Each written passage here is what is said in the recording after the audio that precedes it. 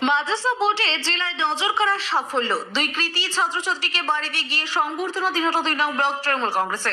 চলতি বছরে মাদ্রাসা বোর্ড পরিচালিত মাধ্যমিক পরীক্ষায় কোচবিহার জেলায় প্রথম হচ্ছে মুন্সিরহাট সাদেকিয়া হাই মাদ্রাসার ছাত্র সোহেল রানা। একই মাদ্রাসার ছাত্রী ময়ূরী খাতুন জেলার মধ্যে মেয়েদের মধ্যে প্রথম ও সামগ্রিকভাবে তৃতীয় স্থান অধিকার করেছে।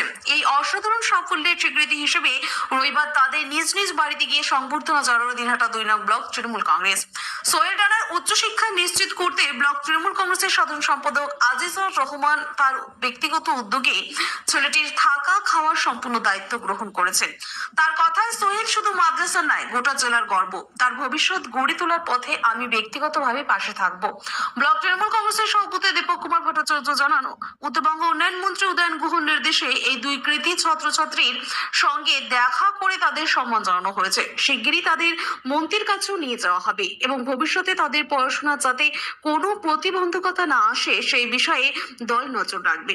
এদিন সংবর্ধনা অনুষ্ঠানে উপস্থিত ছিলেন গোবরাছড়া নয়ারহাট গ্রাম পঞ্চায়েতের প্রধান মহেশ চন্দ্র বর্মন, গোবরা নয়ারহাট অঞ্চল তৃণমূল কংগ্রেসের সভাপতি আনসার আলী সহ ব্লকের অন্যান্য নেতৃত্ব। দুজন ছাত্রছাত্রীর এই কৃতিত্বে গর্বিত তাদের বিদ্যালয়, পরিবার এবং এলাকার মানুষ। ভবিষ্যতে তাদের সাফল্যে আরো এগিয়ে নিয়ে যাবে বলে মনে করছেন অনেকেই।